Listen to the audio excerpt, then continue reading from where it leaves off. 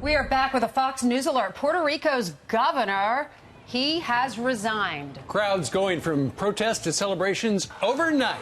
Bryan Llenas has been on board with all of this in San Juan, Puerto Rico, with what led to his announcement. Bryan, where do we stand now?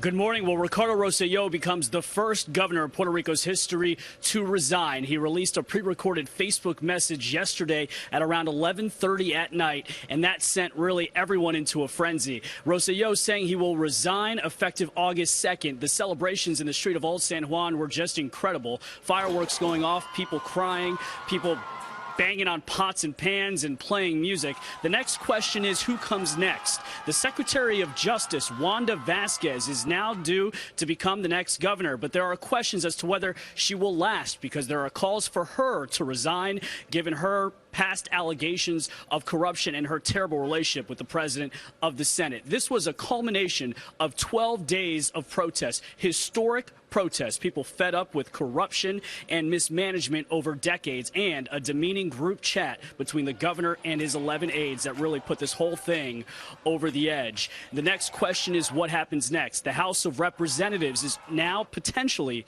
thinking about taking up impeachment proceedings because there's word that the president of the House of Representatives doesn't really believe that he will resign next week on Friday, so they may want to make this permanent by going through the impeachment proceedings. Guys? All right, let's see what happens down in Puerto Rico. Thank you, Bryan. Thanks, Bryan.